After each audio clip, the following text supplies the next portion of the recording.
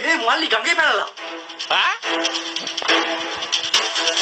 යකෝ මේ නානවනේ. ඒත් මුඹට කියලා කියන්නේ මේ ගමන ගැන. අන්න ඒකයි. සමහර විට ගඟ ගැඹුරුත් ඇති. අන්න ඒකයි. ගඟේ කිඹුල්ලුත් ඇති. මාතර ගඟේ ඉන්නා කිඹුල් ලිගේ පැටියා. මුඩ පීනන්නම් බෑ. තල්ල සුදුයි බෙල්ලේකෝ මර කැටියා. ඈ? කිව්වේ මේ ඔයගේ තව කිල්ලෝකෙකුත් ගිහිල්ලා තියෙනවා. මොනෝ යකෝ? සමහර විට මුඩක් කෙල්ලෙක් ඇති. හැබැයි තාත්තේ මට තාම කෙල්ලෙක් නෑ. උඹ හොඳ එකක් බා. උඹ කවදාවත් මගේ වචනට පිටින් ගිහිල්ලා නෑ. දෙන්න තියන්නේ ඕකට මූට ඕන කර සක්කරවට්ටම් මෙහෙම බෙල්ලෙල්ල ගන්න දෙන්න බෑ. දෙන්න එපා.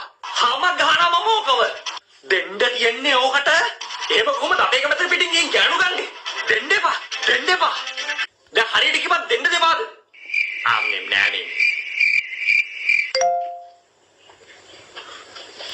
සාරක කොස්සෙම දෙන්න තියෙන්නේ.